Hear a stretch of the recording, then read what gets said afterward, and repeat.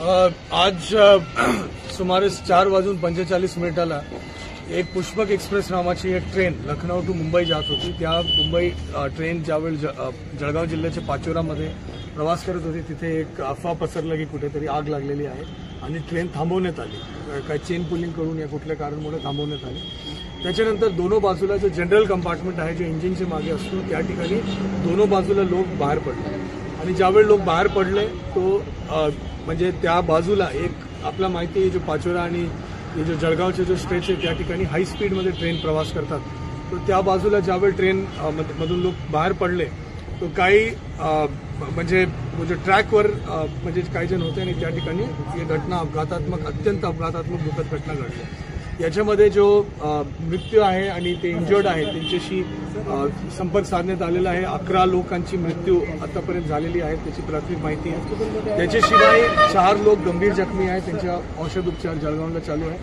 11 लोकांना minor injury आहे त्याच्यामध्ये 4 लोकांची ट्रीटमेंट या ठिकाणी चालू आहे आणि उर्वरित 5 लोकांची ट्रीटमेंट इतर हॉस्पिटलला चालू आहे। तर या गोष्टीबद्दल आपण जो काही जसे आपल्याला सेंट्रल रेल्वेचे जो कंट्रोल रूम आहे तिथून जसे आपल्याला माहिती मिळाली आपण इमिडिएटली त्याच्यामध्ये 8 अँब्युलन्सेस त्या ठिकाणी डिस्पॅच केला। त्याच्याशिवाय अग्निशमनचं वाहन असेल, गॅस कटर्स असेल, पाणी पिण्याच्या पाण्याची सुविधा असेल, या सगळ्या गोष्टी आपण इमिडिएटली त्या ठिकाणी डिस्पॅच केल्या।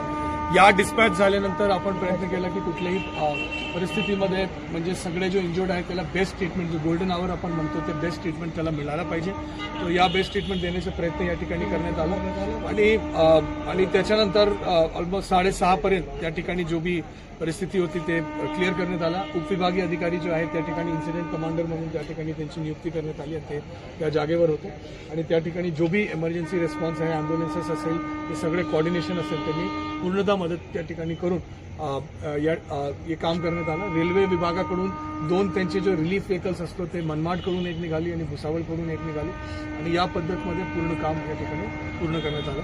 आता ट्रेनचा जो म्हणजे जो स्पॉट आहे तिथून पूर्ण क्लिअर करून त्याच्यानंतर प्रांत अधिकारी तिथून बाहेर पडले। डिस्ट्रिक्ट लेवलवर कंट्रोल रूमची स्थापना करण्यात आली। विभिन्न मल्टी एजन्सी कोऑर्डिनेशन जो आहे पोलीस विभाग असतील, आपत्ती व्यवस्थापन असतील, रेल्वे असतील, अग्निशमन विभाग असतील, या सगळ्या विभागाचे हॉस्पिटल्स असतील, गव्हर्नमेंट मेडिकल कॉलेज असतील, या सगळ्या विभागाला आपण ऍक्टिव्हेट केलं आणि त्याच्यानंतर औषध उपचार आपण या ठिकाणी सुरू केले। सिव्हिल सर्जन आता यांना भेटणार आहे आणि पुढील काही निर्णय होतील।